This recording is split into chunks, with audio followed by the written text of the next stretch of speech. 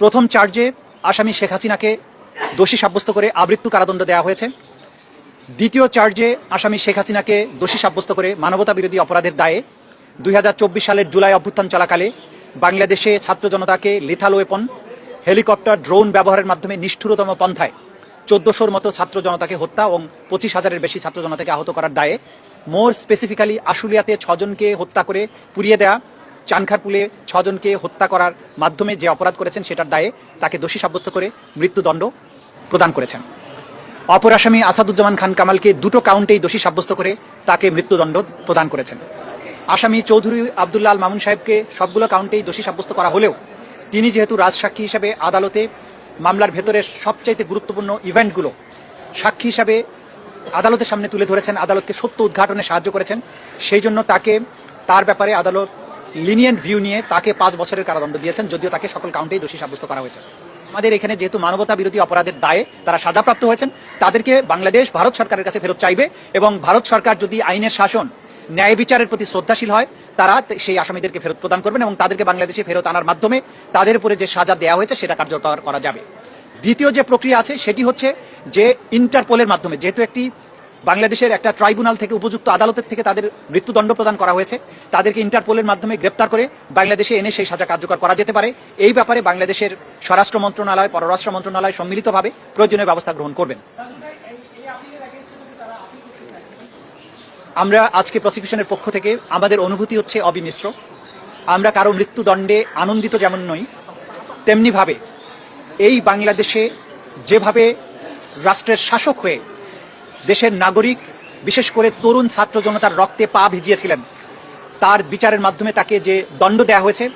আমরা বিশ্বাস করি এই দণ্ড প্রদানের মাধ্যমে ইতিহাসের একটি অধ্যায়ের মীমাংসা হয়েছে এবং এই জাতির ন্যায় বিচারের প্রতি যে তৃষ্ণা, ন্যায় বিচারের জন্য, জাস্টিসের জন্য জাতির যে কোয়েস্ট, সেটি আজকে সম্পন্ন হয়েছে। অপরাধীকে তার প্রাপ্য শাস্তি প্রদান করা হয়েছে। আমরা আশা করব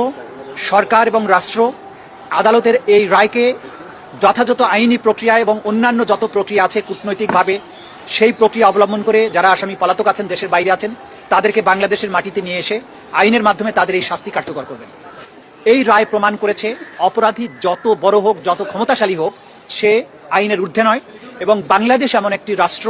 যেখানে যত বড় অপরাধী হোক তার অপরাধের জন্য তাকে জবাবদিহিতার মুখোমুখি হতে হবে এবং তার প্রাপ্য শাস্তি পেতে হবে। এবং এটাও প্রমাণিত হয়েছে বাংলাদেশ সকল আন্তর্জাতিক নর্মস, আন্তর্জাতিক স্ট্যান্ডার্ড মেনটেন করে ক্রাইমস এগেনস্ট হিউম্যানিটির মতো কমপ্লেক্স অপরাধের বিচার করতে সক্ষম এবং বাংলাদেশ সাফল্যের সাথে সেটা করেছে।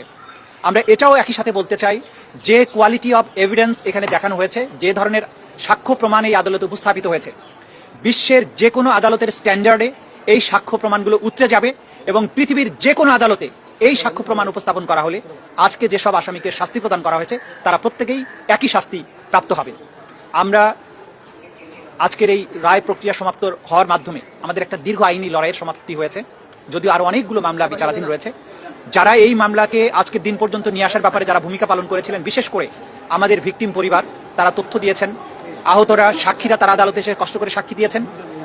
প্রসিকিউশনের বিজ্ঞ প্রসিকিউটররা যারা আমাকে এই মামলা পরিচালনায় সাহায্য করেছেন, তদন্ত সংস্থা যারা বাংলাদেশের 56,000 বর্গ মাইলের বিভিন্ন জায়গা থেকে এভিডেন্সগুলো কালেক্ট করেছেন, বাংলাদেশের আপামর জনগণ যারা এই বিচারের জন্য প্রসিকিউশন টিমকে সমর্থন জুগিয়েছেন,